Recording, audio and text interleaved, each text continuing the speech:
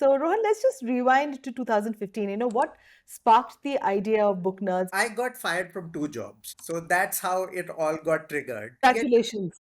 Yeah, thank you so much. Yeah.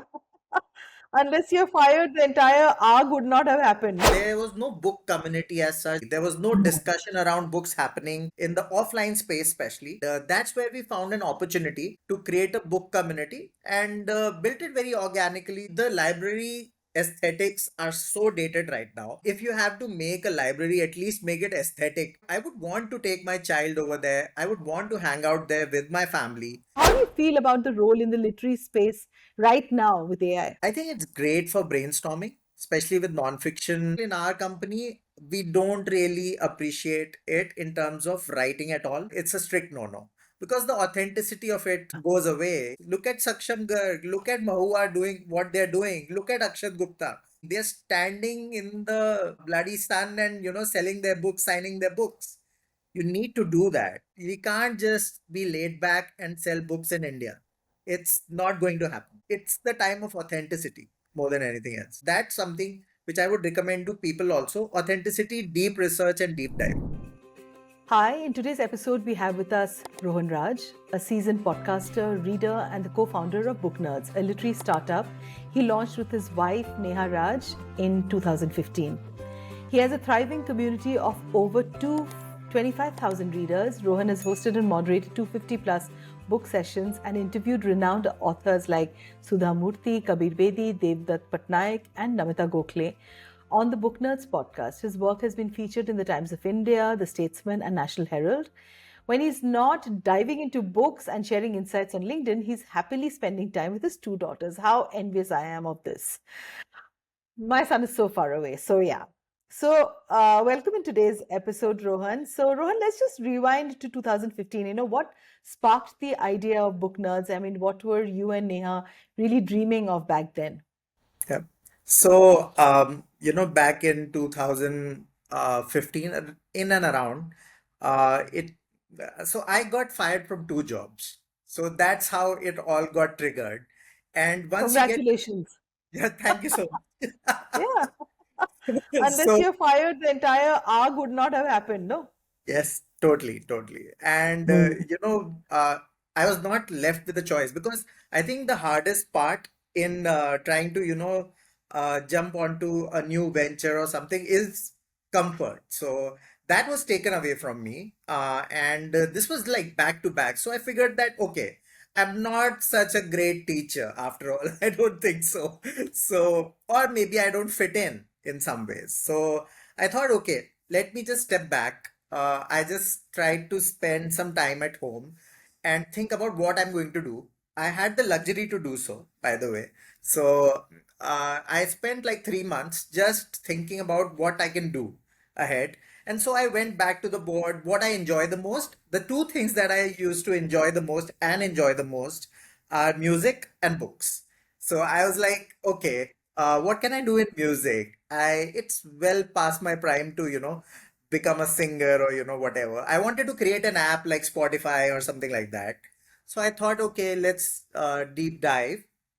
But there was too much going on in that space then, and there's a whole new, whole world of rights, copyrights there. So I figured I should do something in the book space. And the one thing that we didn't find out during that research was that there was no book community as such. There was no there's a new word that I have coined, but communitization of, now businesses are starting from communities, but back then there was no such community. There was no discussion around books happening in the offline space, especially. And that's where we found an opportunity to create a book community and built it very organically, started slowly. And yeah, we got lucky, I guess. I mean, first movers advantage, I suppose. So Yeah. yeah, that was the thought. Like, just pick up one book, couple of books, the classic book club format, and then bring some mainstream sort of fun stuff to it so that people are not bored also. So that was a concept, like trying to make it cool at the same time. So we tried to make reading cool. Like, so that was the Amazing. concept. Very, very important, given the kind of social media spaces that we all need to be there, especially as a podcaster, digital content creator, and, so there's so much out there. So, Rohan, tell me a little bit about your reading habits. Me, for sure, I find it extremely challenging because, I think the way I used to read in the past, that has changed. Okay. And long form, just, I was just talking about this last night, to a friend of mine and saying that long form sometimes gets difficult, Right. and you have to really really talk yourself into it, and it's purely because I think of the need for us as podcasters Yeah. to also be on the digital space. So Abs- how have you been able to like combat it, or do you feel that there's been a shift? Yes, so when we started, of course, like paperbacks was everything, and Yeah, nobody, I mean, there was Kindle had creeped in slowly. I don't yeah, remember actually, it is so far back that whether true. Kindle was full blown here in 2015 or not. But I had a Kindle device and a friend had gifted me. So I had it, but I wasn't reading on that as such. So there's this very beautiful quote by Naval Ravikant that modern content creators and workers should train like athletes. You read and then stop and then read a lot and then stop. It's like that. So I also try to do that. I read a lot and then stop, go back, go to other formats. Like for example, I bought this device. It's called the Books Palma. It's an e-ink device, and but it's in the form factor of a phone. Okay, Okay. so I carry it around everywhere so that whenever I don't by chance have a book, so I can fall back on this rather than going to my iPhone or any device, other device, phone device. So that's about my habits that have evolved. But primarily, I would say I'm a paperback guy, and I haven't moved on as such, but I have kind of incorporated technology very slightly in these ways to also be very minimal at the same time. So it's a journey. I mean, I'm not saying I have done very well at it, but I'm working on it a lot on the go. And I always say that don't chuck out other formats out of your life. Just wherever you can find the content, just go to it, whether it can be podcasts or audiobooks, uh, Kindle or new age devices like this, paperbacks. So my strategy is right now, paperback with the books Palma. I carry it everywhere and try to be in that ecosystem as much as possible because I don't want to go out of it. Once you go out of it, Yeah, it's my profession also, but I need to satisfy my creative side as well. So I absolutely. have to keep on being in that ecosystem and not watch reels. So, you know what, Rohan, I am a lover of paperbacks. I love going into bookshops. I love the smell of new books. I love that ink on paper. It's so Yes, romantic. It is yes, so, nostalgic. And I even today, till date, remember my bookshops that I used to go and pick up books as a child, yep, school books, to later. So, do yep. you really think there's been a revival, in paperback in India? And do you think readers are again falling in love with physical books? Absolutely, absolutely. No two ways about it. And I have seen that shift after COVID. And even our offline events, the footfall increase. All of a sudden, I was seeing many more people in bookstores. We did, our podcast, inaugural offline podcast, we did it in Kunzum. And I was amazed what Ajay has created in Delhi Yeah, and true. amazing stuff. And then came the bookstagrammers and book creators and book podcasters like you who have just kind of, taken it to another level. I mean, I didn't know I was doing podcasts like back in 2000, the prior the pandemic. I didn't know the term podcast, to be honest. I thought it's some alien thing, but I was doing live sessions in different formats, but I was doing podcasts actually. I realize that now, but I think the shift has been quite drastic because of the book creators that have come in, people like Shreya Punj and Donna, who is an author herself, and she has also kicked off many other. It's a ripple effect. Many other book creators have come in, and they are promoting only paperbacks primarily. So Yeah. I am like so happy the book creator, a book offline community space is just it's just the start. I would like to put it that way. Yeah, it's really interesting. Let's just talk a little bit about libraries, both the traditional ones and the newer digital versions. So, according to you, do you think that this is an important space? For me, it is. Mm. And, I really remember growing up and going inside libraries where you have to be quiet and you Oh, get into that whole meditative space of sitting there and reading, right? And but now in Koramangala, where I live in Bangalore, I really struggle to find a library. I have to really like navigate Bangalore's traffic to go. But I've heard that there is a new physical library that's coming up very soon in yeah. close by to Koramangala. So tell me a little bit about you, Rohan. What do you feel that? How do you see this fitting into today's reading culture? I think a lot of work has to be done. Mm. I hate the libraries that are here in Dehradun. And I'm like, dude, if you have to make a library, at least make it aesthetic.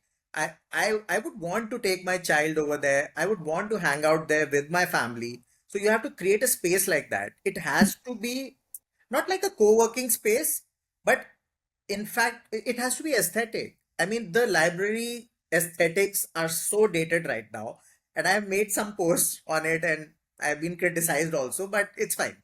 I don't like the current format that is there, but there are some good ones. I was in Goa and near Panaji, uh, and I found this library, children's library, by accident, and it's called the Bookworm. And I was just standing there hanging out, and I found it. So those kind of libraries, there are good libraries, but Mm. we need to put in a lot more work. Corporates, government, everyone. I mean, all stakeholders need to put in the work because you can save a lot of money also and make books more accessible. Otherwise, buying books they are becoming a Yeah. bit expensive. I mean, Mm. when Not I only also, you have Blinkit that comes and delivers books to you. Yes, yes. That's the issue. I mean, we have to fight that. So, how do we fight that? With an experience. It just can't be about reading books. You have to provide more than that. Maybe a little play area, maybe a little library, combine it with other stuff, just like the co-working spaces in Bangalore. Yeah, They are not just, working places. They true. provide you that wholesome work-life balance also in some ways. I saw that when Innovate was coming up in Mm. Delhi early years, and now you go to all the co-working spaces, they're like that, and they are super cool. So we have to think about them like that. Otherwise, they are bygoners because people will order from Blinkit, people will order from Zepto, and they'll get the books to their place Yeah, and just read them. But what's the fun in that? Bookstores are doing a good job of developing yeah, communities. yeah, That I'm yeah. very happy about. Yeah, yeah. So you know what?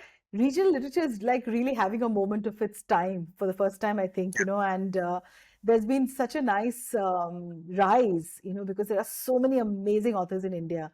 Yeah. And I kind of, my early formative years, has been marked with a lot of Bengali literature that my parents had Yes. introduced me to. So do you really think that it is influencing India's literary scene? Absolutely. And if it doesn't, then we are in trouble because the good stories will come out of, smaller pockets. I read this book by Eastreen Kire. She's a Northeast author, and she, started writing in English. And I was so happy because these folklores that she talks about, I wouldn't have known about them. There are Hmm. numerous folklores and fables in Uttarakhand, for example. We wouldn't know about them if not for translations. So that needs to happen. In fact, it's the time of translations. I read this book. It's called The Honjin Murders. It's of course originated in Japanese, but I'm saying that these people are valuing their stories, right? So Oh, yeah, for sure. why shouldn't we? I mean, I don't remember the name of the book exactly, but I think so. It was translated from Malayalam and it topped the charts recently. I forgot the name, but so it's happening. Just that we need to create the right ecosystem to do Hmm. that, and not look down upon these regional languages. There are Hmm. so many, right? It's a treasure trove. So we need to Absolutely. really I be think there is an awakening there. I think absolutely. people are beginning to really love the India story, and we are really now embracing ourselves, after all the years of being colonized. Yeah. But I don't see you're so right. There's a hangover there. But I don't see the book creators featuring them enough. Yeah, That's it'll come. It yeah, has to come. yes. So Everything has to break for a new thing to start, right, Rohan? yes, And yes, I'm a huge optimist. I would like to believe that it will break. yes, So let's just talk a little bit about the most interesting topic that everybody's talking about, AI. Okay. yes. And AI is beginning to creep into everything, including writing, publishing. So, how do you feel about the role in the literary space right now with AI? I think it's great for brainstorming, especially with nonfiction. I would agree that you can really develop your product in a very nice way. If you are using AI. In terms of editing also, there's this new app called Editrix, which is by a very seasoned professional from the publishing industry. That is there. So they are working on it. It is a great assistant. But for example, in our company, we don't really appreciate it in terms of writing at all. You know, Mm.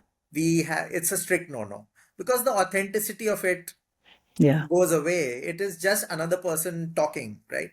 In It's fact, like Ghibli art. yes, it's like Ghibli art. You know, Yeah. I hate it. Come on. So that's what has happened. I'm a purist in that ways. I love it for brainstorming. But I recently noticed, and I'm not even kidding you, a highly popular celebrity book club posted a picture of a book promoting it, I think so. And they wrote the caption with AI. Come on, man. You can't do that. It was just so sad because I understand that you don't have the bandwidth to read everything. But I think rather than doing quantity, just do quality. Just do one post per week. If you can do it well, I think so that's more authentic and will work out in the longer run. I tried it on LinkedIn also for my writing.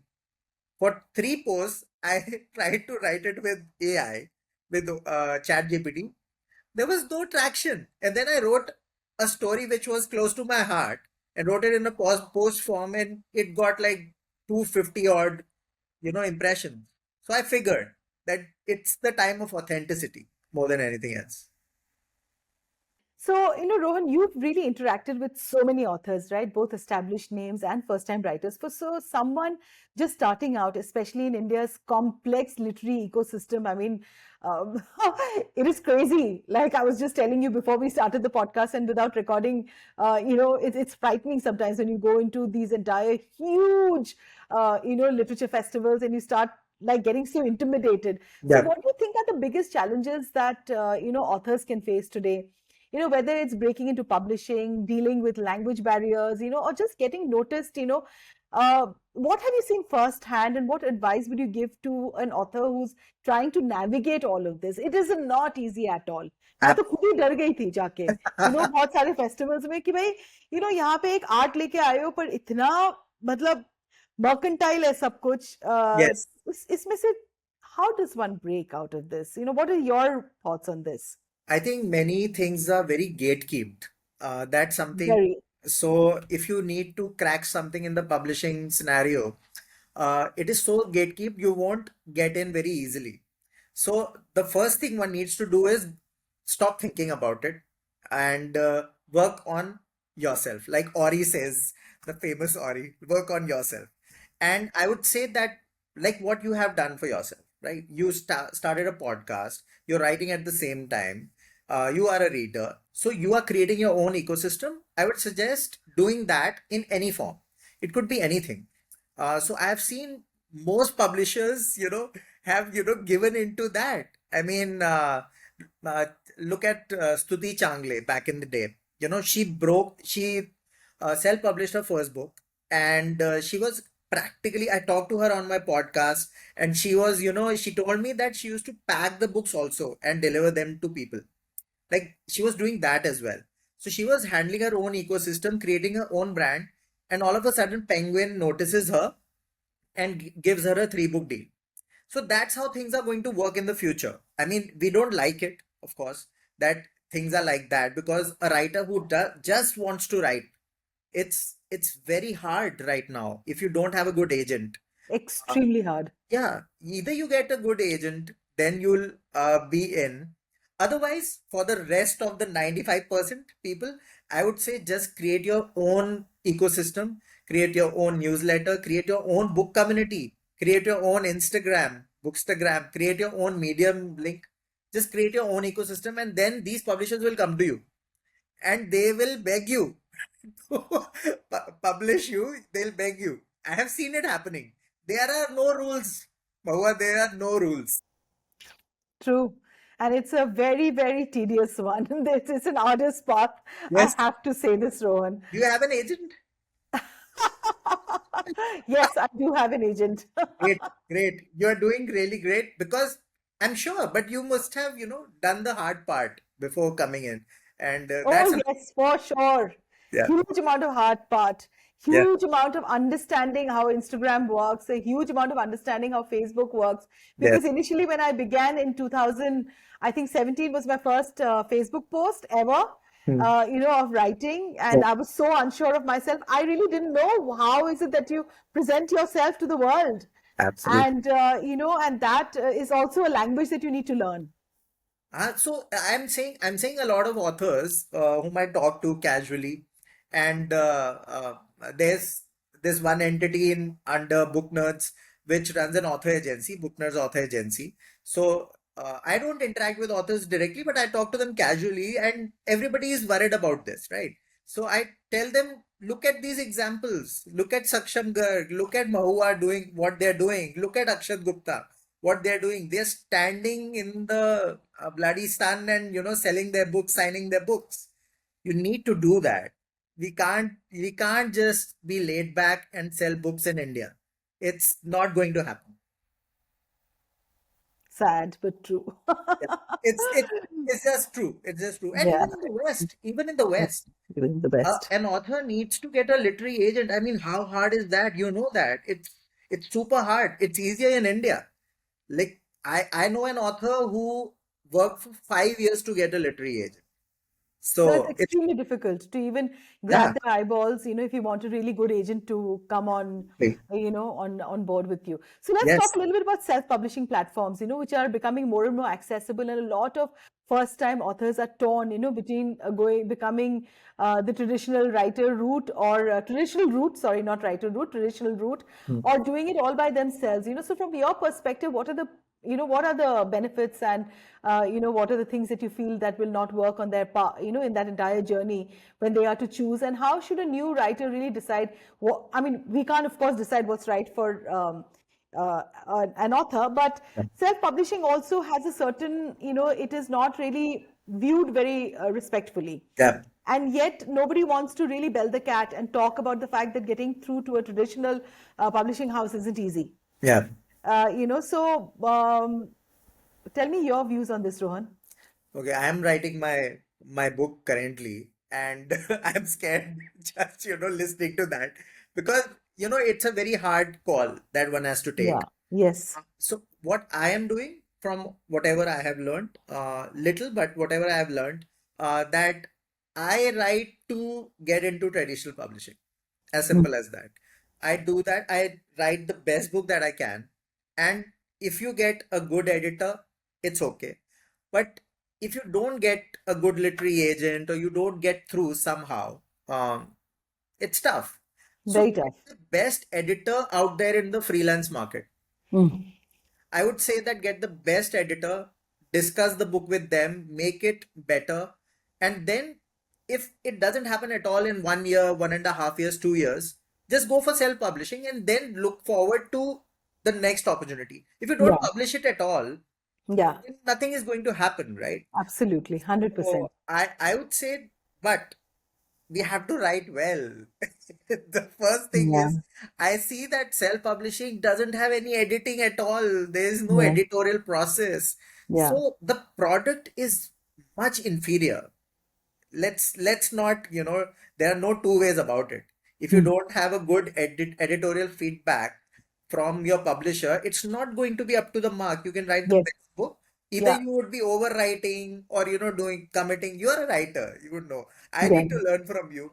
But it's we need to write well, first of all. do those workshops with eminent authors. Yeah. We need to kind of, do the hard Yeah. work, hard yards. That's it. Absolutely, absolutely, Rohan. Rohan, let's talk a little bit about podcasting. There's been a boom in podcasting. Well, I began without really not knowing anything, but I started, and I When started did so you late in start? life. When did you start, by the way? Oh, 2018 was when I began. 2019 was my first podcast. Oh, wonderful. You're my senior because I kind of named it as such in 2020. So, Yeah, and me too. 2019 is when I started recording my own writings. oh, okay, okay. It wasn't like an interview format. Yeah, yeah, Hmm. yeah. That's a pod. And that's when I also put in my PR skills and my marketing skills of the years that I had been in the industry. Okay. That there was a gap there for authors to really come out there and talk about their books. And having been an author myself, I kind of understand some of the pain points that authors have. Yeah. And so that's when the Literature Lounge, in collaboration with Rupa Publishing, also happened. Oh, And wonderful. yeah, Which year was this? The collab I think last year. last year. Awesome. Yeah, Awesome. yeah, and before that, it was my own podcast, which was the Mohua show, Yes. and where we had interviews from people who were change makers, Yes. people who swam against the current. So Yes. enough about me. Let's talk about you. Let's just talk a little bit about where do you see podcasting as an industry, heading, and are there any exciting shifts that you would like some of our listeners to know from your perspective, and where do you think that this will really go? Yeah. So a welcome change is that two podcasters who podcast about books are talking to each other. Yeah, how wonderful is that? It's wonderful, and I think so. If I'm not wrong, we could be the only ones who have survived for so long. Yeah, That I could think so that too. that could be true. If I'm not, please fact check me whenever Mhm. this is posted. But I Yeah, I may be wrong on this. But podcasting, so a lot of people said that only video will work. Prior to that, people said that audio will work. But I think so. What is selling right now is authenticity and people who are doing it in any format. I don't care, with any format. But if the podcast is authentic, if you have a voice and you are catering to a very small niche as well, yeah, I would listen to you. yeah, I listen to the most strange people on the internet. So yeah, I would listen to you, and there is space for people like that. yeah. Look at Megha Rao. I mean, she has stopped kind of right now. But what was she posting on Spotify? She was just expressing herself with poetry, and everybody loved it. And who knew that, people will listen to poetry on Spotify and, so all of that, it's pick a niche and just deep dive into that. That's the thing and I have made that mistake, by the way, Mahua. In the early years, I thought in a couple of podcasts, in fact, अब नाम क्या लेना मतलब I don't want to name them, but I was like, I don't have the time. Let me not read the book. I'll do it. Right. So it is a very easy thing to, uh, do. And then all of a sudden, something flipped and the result was not good. Okay. And you can judge it, right? From the comments, also, you can judge it from the number of likes. And if you watch back the content, you'll realize that I'm not being authentic. I have not read the book and I'm trying to fake it. So I realized, oh my God, this has to stop. And this is 2020, like late 2020. I said, until and unless I am done with the book, I'm not going to do the podcast, come what may. If the author is pissed with me or the collaborator, it could be anyone, Mhm. is pissed with me, I won't do it. Mm. And that has helped me so much. Oh Okay, my gosh, I can't even state it enough. So that's something which I would recommend to people also. Authenticity, deep research, and deep dive. fantastic. So, Rohan, we've got a rapid fire with you. One author that you'd love to have dinner with. Stephen King, any day. He's the most amazing, weird, and weird person ever. I would love. I'm a fan. Most underrated book you've read recently.